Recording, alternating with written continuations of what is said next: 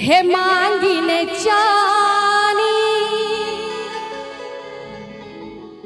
मांगिने सोना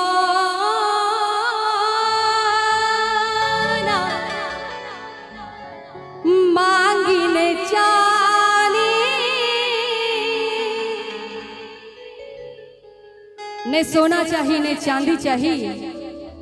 हे मैया हमरा की चाहिए सही भजन के माध्यम से सुनो। दर्शन दिया जगदम्ब भवानी मांगी ने सोना मांगी ने चानी। दर्शन दिया जगदम्ब भवानी मांगी ने सोना मांगी ने चानी। दर्शन दिया जगदम्ब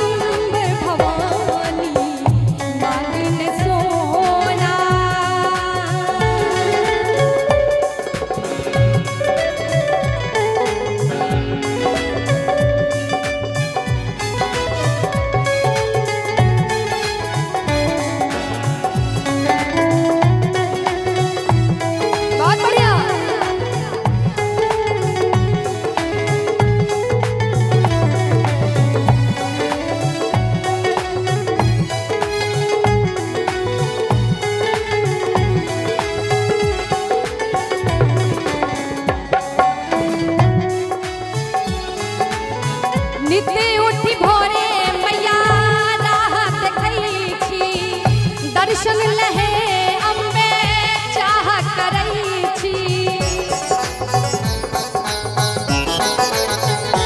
हाँ नित्य उठी भोरे मैया राह देखई छी। दर्शन लहे अम्बे चाह करई छी चाह करई छी। भक्त कहे छथिन मासा हाँ नित्य उठी भोरे मैया राह देखई छी। दर्शन लहे अम्बे चाह करई छी चाह करई छी।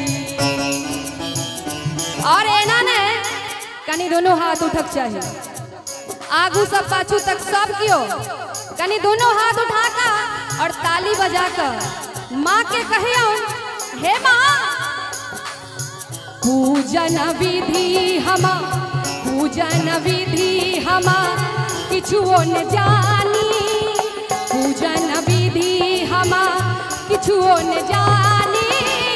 दर्शन दिया जगदम्ब भवानी मांगी ने सोना मांगी ने चानी। दर्शन दिया जगदम्ब भवानी मांगी ने सोना।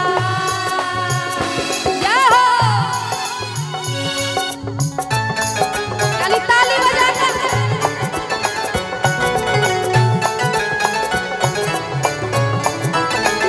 बहुत सुंदर।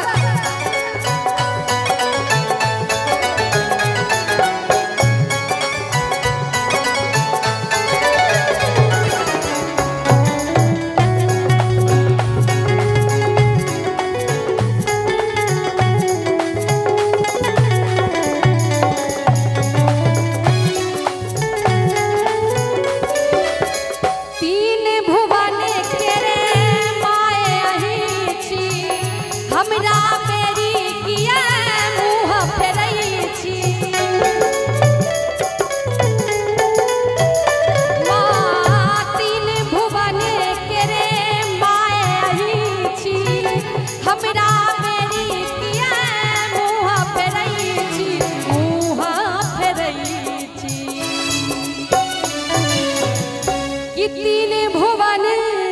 रे माए अही छी।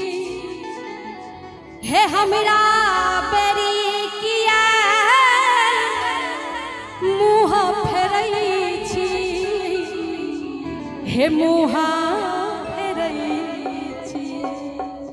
और माता बहन सब से हो छी और खास करके हमर मामी सब छी नानी सब छी कनी दोनों हाथ उठबियो त अपन नतनी अपन भैगनी बुझे छे त कनी हाथ उठबियो।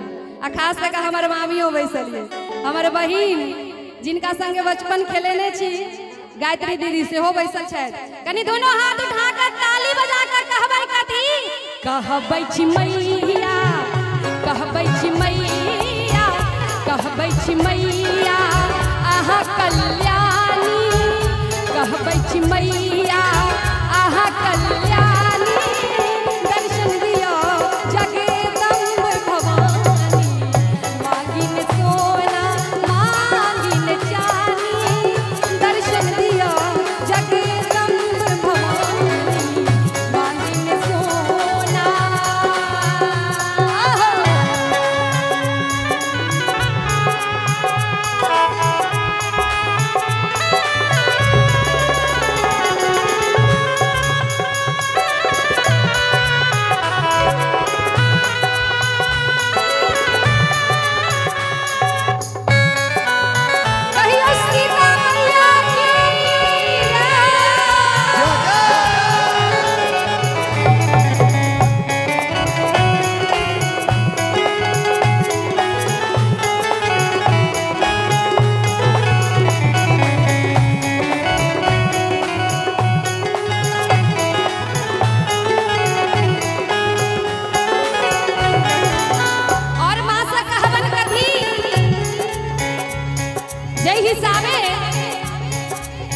दिल्ली के प्रोग्राम छोड़लो तई हिसाबे हम मां से कहबन अपन सीता मां से कहबन कथी ममता मई अम्बे धिया अही के जग छोड़ी एलऊ मैया शरण अही के ममता मई अम्बे धिया अही के जग छोड़ी